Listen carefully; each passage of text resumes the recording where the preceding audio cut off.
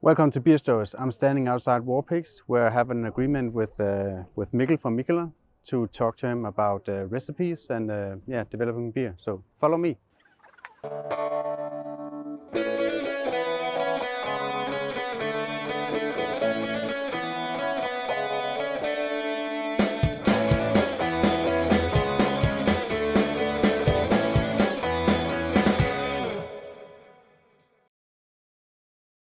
Hey Mikkel, Hi. thanks for meeting with me.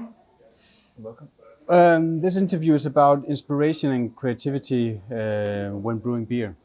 And I wondered, where's your inspiration coming from and your creativity? From a lot of things, from traveling, meeting people, brewing with brewers, meeting coffee roasters, chefs, farmers, musicians, even musicians actually. I mean, I have done quite a few collaborations with musicians and tattoo artists and just people that have a different mindset or I try to get out as much as possible because me sitting behind the desk in an office is not giving me any inspiration. No. And that's why you hired, and talk to people. Yeah, and that's why you hired a person to sit behind the desk running the company, and you basically just being the creative CEO director is the title. I don't know. Exactly. It's actually to get out and not do too much numbers and those things because it gives nothing to me, to the company, or to anybody. So so that's why I hired a CEO. Exactly. So you made beers with inspiration from musicians. How does that work? What inspires you when talking to a musician? And this is just an example. I think all people that are into art of some form, I mean, all people, but I mostly work, with people in other art industries. And musicians, they have a creative mindset that you can translate into beer, into flavors, into aromas. Just like a lot of other people have. An example is I did a beer with a band called Bring the Bells quite a few years ago. It's actually quite a few years ago. They did a new album, and together with them I designed a beer that developed along with the music when you listen to the album. So it started. I mean, if it was an imperial stout, and if you take an imperial stout out of the fridge at 6 degrees and you drink it, it's very closed. And very narrow and very, you don't get all the flavors, nuances and stuff like that. And then when it warms up, it starts opening up. You start getting a lot of more different aromas and stuff like that. So we designed the album so all the first songs in the beginning was very dark and closed, and then it developed through the album. And the purpose was to have the beer follow it. And they understood exactly what happened and what I as a beer maker meant, and I understood exactly what they as musicians meant when they described their music and described the different songs and different ways of Okay, so you can make a taste out of a feeling or out of an talking. I would say so. I mean, also, I know this is a very, very it's an example. I mean, obviously you design beer for different periods of the year as well. I mean, a beer in the winter. If I ask you what is a winter beer, I'm sure you have something in mind. And what is a summer beer? I'm sure you have something in mind. And what is that? It's a feeling. It's and so you can actually connect beer to a lot of feelings, a lot of If you look at a painting, I mean, is that an imperial stout of 12%? Is it or is it a lager of 4%? You will know immediately, or in between, or something else. So how do you come from talking to a person, or seeing a painting, or tasting some kind of ingredient to actually get it down on paper and making a recipe that can turn into a beer? Sometimes it's the easiest thing in the world, and sometimes it's a longer process. I mean, I think because I've made so many different recipes and worked with so many ingredients, it's fairly easy for me to translate a lot of things into a taste or an aroma.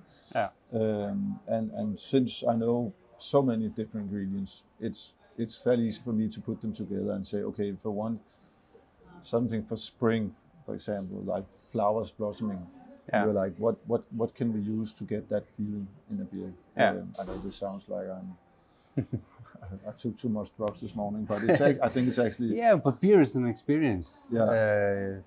It's not just drinking some kind of liquid with some taste. It's an experience and it's a feeling. And you get a feeling every time you drink a beer. You get a feeling, and you connect the flavor to a feeling or to a period of time or to a place or something like that. Every time I mean, it's just something you drink to quench your thirst. It actually gives you an experience and takes you somewhere else, in my opinion. So yeah.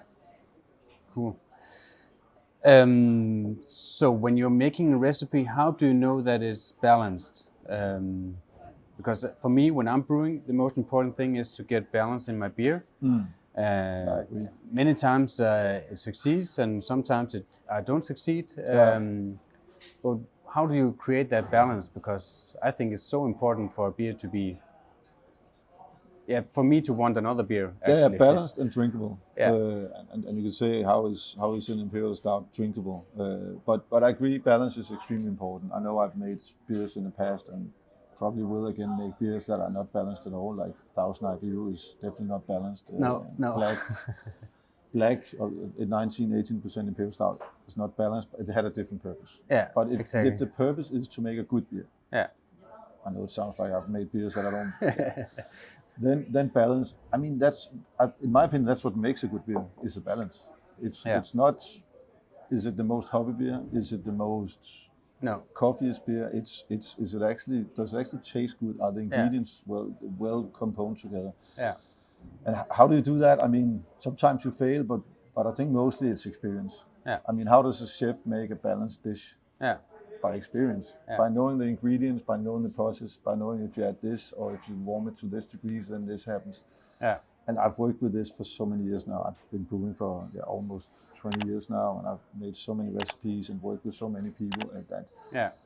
I think I have a good grip of both processes and ingredients now to make things balanced. Yeah. People might disagree, but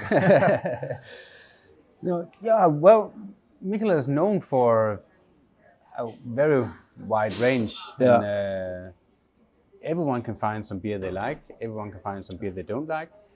But the day I make beers that everybody likes, I failed because I'm just average, and that's not what I want. Obviously, I want some people to like all my beers, but you can't make it. I mean, if you make like a sour, spontaneous fermented beer, there will be people that don't like that style, for example. But there will be people that love that style, and that's just how it is. And if you don't make that style, I mean, what are you? I mean, if you only make the average stuff, I don't think it's interesting. No. So definitely challenge people and make them move.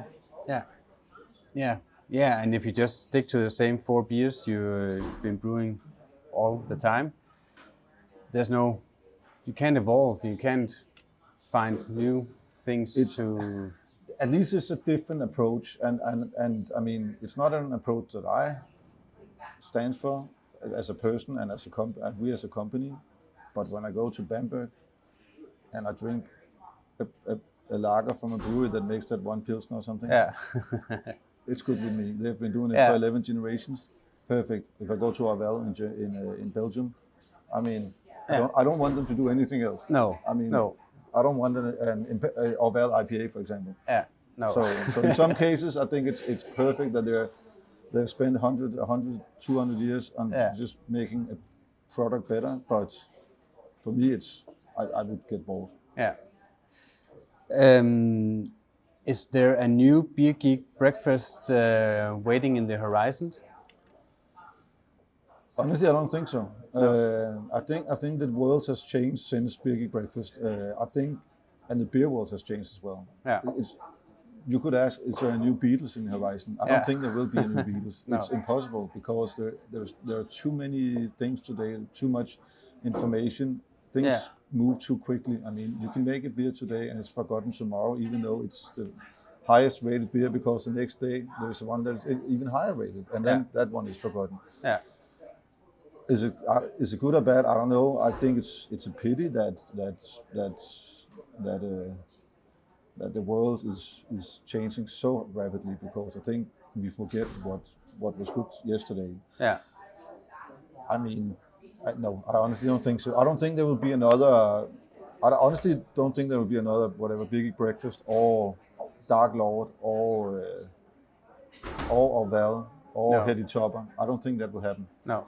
I mean, because there are too many shifts around the pot. But just and too many opportunities and too many possibilities for people Well, BeerGeek Breakfast started this whole journey you've been on. Can you tell us how you actually made that recipe? How did it come up? It's actually a coincidence. Like a lot of my good beers actually are coincidences, which also tells a lot.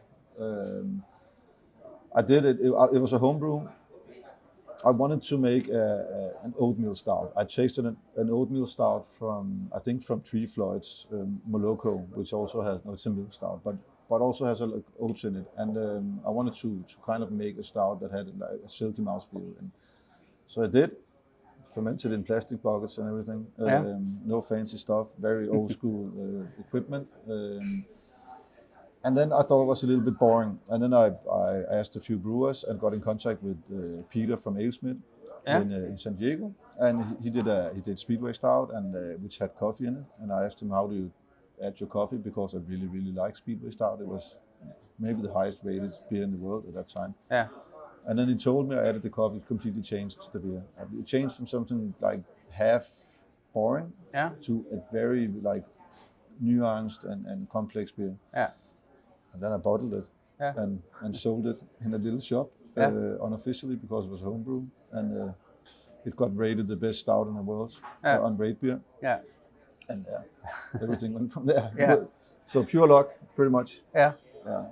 Fantastic. So do you have any favorite malts or some things you like to add if you have to make a great recipe starting from blank? Which ingredients are your favorites?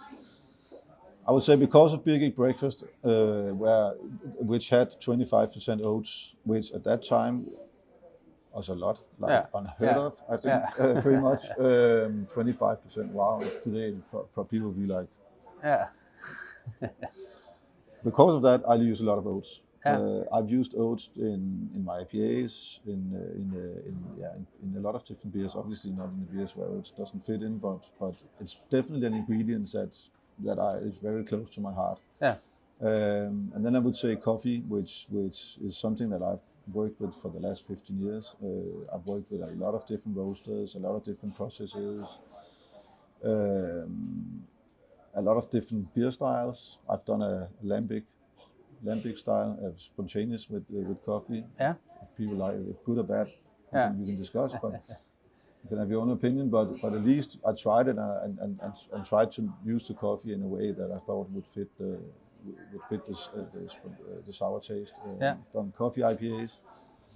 Actually, I think we did the first coffee IPA, and then a British brewery came out with one two weeks later, and we were like, yes, we won. We did the first coffee IPA in the world. No, so coffee is also a thing that I've worked a lot with, for sure, and that I've always tend to go back to in some way. So is there anything you can't put in beer? No, I don't think so. I mean, the good thing with beer is that you can pretty much do everything. You can. I mean, there are no limits, which is the opposite of wine, for example. I love wine. Wine is great, but it's one ingredient and nothing else. Yeast, but grapes and yeast, right? While in beer, you can do everything. I think there's stuff you shouldn't put in a beer. Not that you can't do it if people want to do it, but I don't think it. I mean, meat, for example, I don't think it makes sense because, I mean, I think it's fun to imitate a meat flavor in a beer, like a bacon or something, by using smoked malts, for example. But actually adding meat to a beer, first of all, it's not good for the beer. No. It's not good for the process. It's not good for second of all, it doesn't give a lot. It doesn't give anything other than a picture for Instagram. Yeah. So I've never done that, and I don't think I ever will. Fish, yes. Yeah. I mean, dried fish, for example, bacalao from, this dried salty fish. Okay.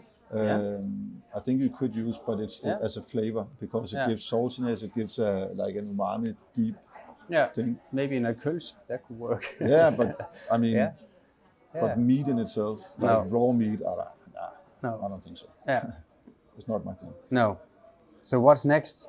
Do you have any new projects coming up and new beers? You mentioned that BeerGeek Breakfast actually is coming back. Yeah, BeerGeek Breakfast is coming back. It's one of the things that I know it sounds different than opening war pigs, and I mean it's just a beer coming back, but it's actually a beer that is a little bit forgotten in our world and also in our company, because so much has happened since then. And we kind of realized it has a really big place in our history and in our hearts. So we need to get it back and have it as one of our regular beers. So it'll come back.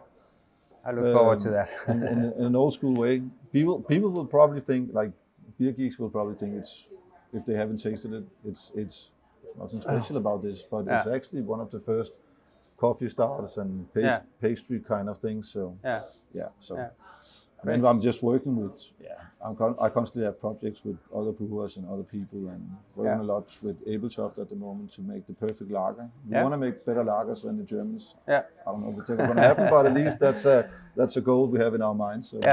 That's a great goal. Well, thanks for having me. Thanks for coming. Really appreciate it. It's a pleasure. Yeah. Good to meet you.